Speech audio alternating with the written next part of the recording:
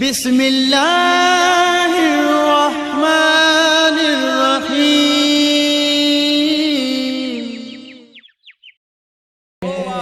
माई चवे थी अणबियो कलाम पेश किया तो जदी पेरा बीमार हो हमेशा मर्द छरींदा ही कोन वा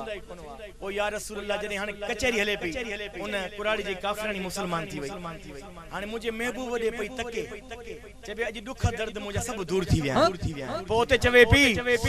अज बीमारी वई छडे अज बीमारी वई छडे महबूब जे दीदार में कुर्बान था यार ता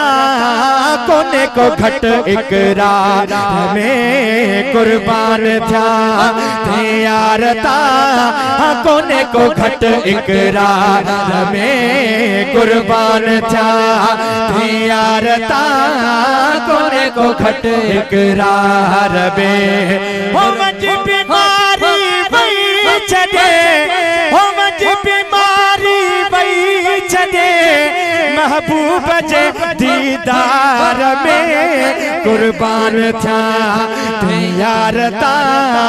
कोने को घट इकरार में कुर्बान था यार ता कोने को घट इकरार में कुर्बान था यार ता कोने को घट इकरार में हारे हजूग नमानमा ओ बाहुमती कासिद चयो यो लिखण वारो बुजुर्ग है शायद हाजी अनवर हाजी अली अनवर जको रहंदो घोटकी ता सबनी बुधो होंदो वो चवे तो हलो तो बुधजो वो ये चवे पियो त जरे मां मदीना साईं के सदरा कया न ओ मुजा महबूब लाचार बीमार आया तो ओ आशिक लिखे तो की लिखे तो मुंह लिखो खत यार दे हाजे हारे हजूग न हालमा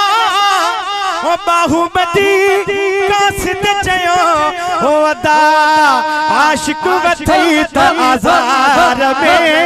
कुर्बान था यार ता कोने को घट इकरार में कुर्बान था यार ता